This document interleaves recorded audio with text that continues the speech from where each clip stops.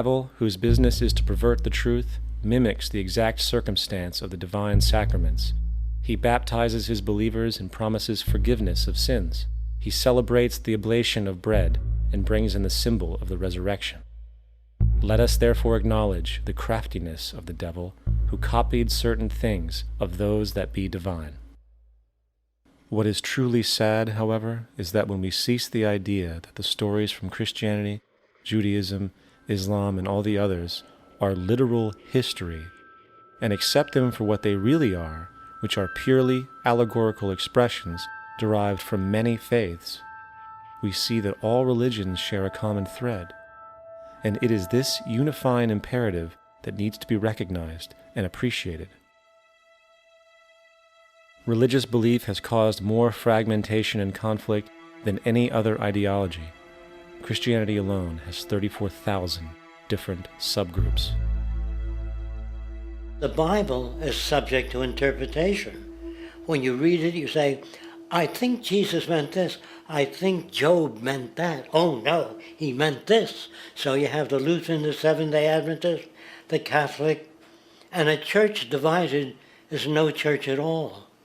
And a church divided is no church at all.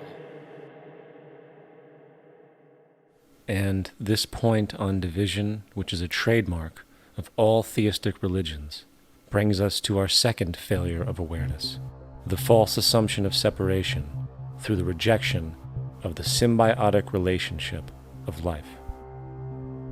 Apart from the understanding that all natural systems are emergent, where all notions of reality will be constantly developed, altered, and even eradicated, we must also understand that all systems are, in fact, invented fragments, merely for the sake of conversation. For there is no such thing as independence in nature. The whole of nature is a unified system of interdependent variables, each a cause and a reaction, existing only as a concentrated whole. You don't see the plug connected to the environment, so it looks like we're free, wandering around. Take the oxygen away, we all die immediately. Take plant life away, we die. And without the sun, all the plants die. So we are connected. We really must take into account the totality. This isn't just a human experience on this planet. This is a total experience. And we know we can't survive without plants and animals. We know we can't survive without the four elements, And so when are we going to really start taking that into account? That's what it is to be successful. Success depends on how well we relate to everything around us. I'm very aware of the fact that my grandson cannot possibly hope to inherit a sustainable, peaceful, stable, socially just world unless every child today growing up in Ethiopia, in Indonesia, in Bolivia, in Palestine, in Israel also has that same expectation. You got to take care of the whole community or you're going to have serious problems. And now we have to see that the whole world is the community, and we must all take care of each other that way. And it's not just a community of human beings, it's a community of plants and animals and elements. And we really need to understand that. That's what's going to bring us joy too, and pleasure. That's what's missing in our lives right now. We can call it spirituality, but the fact of the matter is, joy comes from that bliss of connectedness. That's our God spirit. That's that side of ourselves that really feels it. And you can feel it deep inside you. It's this amazing, wonderful feeling. And you know it when you get it. You don't get it from money. You get it from connection. Now, if that isn't a hazard to this country, how are we going to keep building nuclear weapons? You know what I mean? What's going to happen to the arms industry when we realize we're all one? It's going to fuck up the economy. The economy that's fake anyway. The economy that's fake anyway. The economy that's fake anyway. The economy that's fake anyway. The economy that's fake anyway. Which would be a real bummer. You can see why the government's cracking down on the idea of experiencing unconditional love.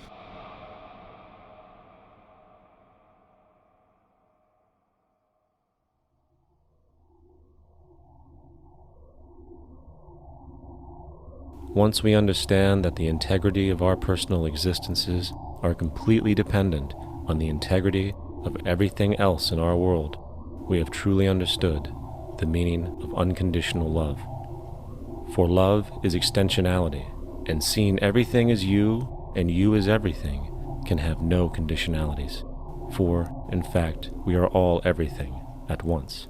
If it's true that we're all from the center of a star, every atom in each of us from the center of a star, then we're all the same thing. Even a Coke machine or a cigarette butt in the street in Buffalo is made out of atoms that came from a star. They've all been recycled thousands of times, as have you and I. And therefore, it's only me out there. So what is there to be afraid of? What is there that needs solace-seeking? Nothing. There's nothing to be afraid of because it's all us. The trouble is we have been separated by being born and given a name and an identity and being individuated. We've been separated from the oneness, and that's what religion exploits, that people have this yearning to be part of the overall one again. So they exploit that. They call it God. They say he has rules. And I think it's cruel. I think you can do it absent religion.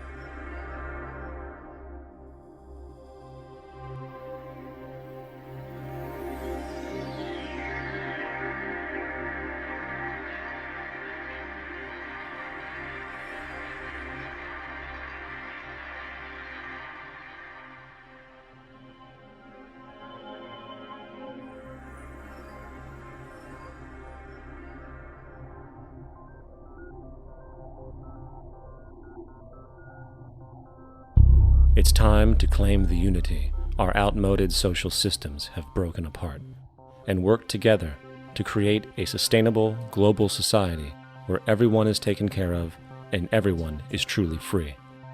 Your personal beliefs, whatever they may be, are meaningless when it comes to the necessities of life. Every human being is born naked, needing warmth, food, water, shelter. Everything else is auxiliary. Therefore, the most important issue at hand is the intelligent management of the Earth's resources. This can never be accomplished in a monetary system, for the pursuit of profit is the pursuit of self-interest, and therefore imbalance is inherent. Simultaneously, politicians are useless, for our true problems in life are technical, not political. Furthermore, ideologies that separate humanity, such as religion, need strong reflection in the community in regard to its value, purpose, and social relevancy. Hopefully, through time, religion will lose its materialism and basis in superstition and move into the useful field of philosophy. The fact is, society today is backwards, with politicians constantly talking about protection and security rather than creation, unity, and progress. The U.S. alone now spends about $500 billion annually on defense. That is enough to send every high school senior in America to a 4-year college. In the 1940s, the Manhattan Project produced the first true weapon of mass destruction. This program employed 130,000 people at an extreme financial cost. Imagine what our life would be like today if that group of scientists, instead of working on a way of killing people, worked on a way to create a self-sustaining, abundant world. Life today would be very, very different if that was their goal. Instead of weapons of mass destruction, it is time to unleash something much more powerful. Weapons of mass creation. Our true divinity is in our ability to create, and armed with the understanding of the symbiotic connections of life, while being guided by the emergent nature of reality, there is nothing we cannot do or accomplish. Of course, we face strong barriers in the form of established power structures that refuse to change. At the heart of these structures is the monetary system. As explained earlier, the fractional reserve policy is a form of slavery through debt, where it is literally impossible for society to be free. In turn, free market capitalism in the form of free trade uses debt to imprison the world and manipulate countries into subservience to a handful of large business and political powers.